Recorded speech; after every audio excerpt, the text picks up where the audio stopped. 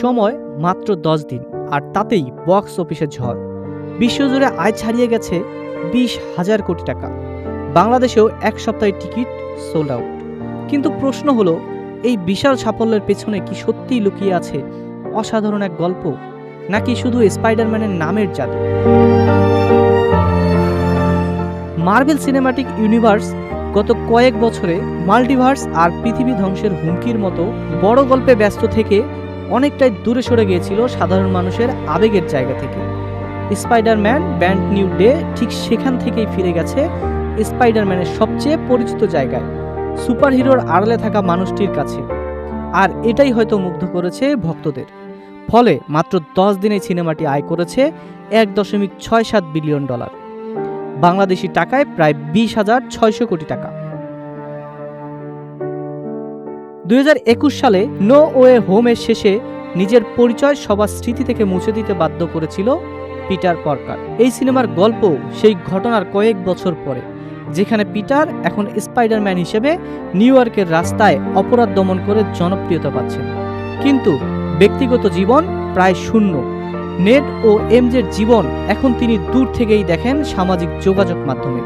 এই একাকিত্ব ধীরে ধীরে প্রভাব ফেলতে শুরু করে তার শরীর ও স্পাইডার ক্ষমতায়।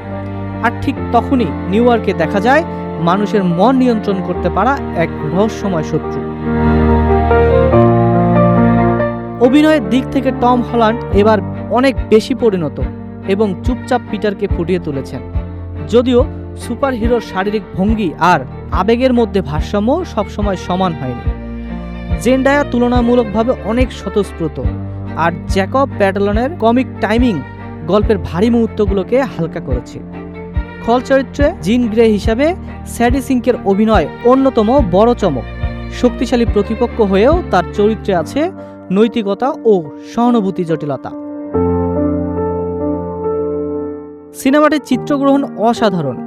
ক্লাসিক কমিকের ছাপ রেখে গেছে নিউ ইয়র্কের দৃশ্যায়ন, আর পিটারের একাকিত্বের সঙ্গে মানানসই গাঢ় ভিজুয়াল টোন প্রশংসনীয়।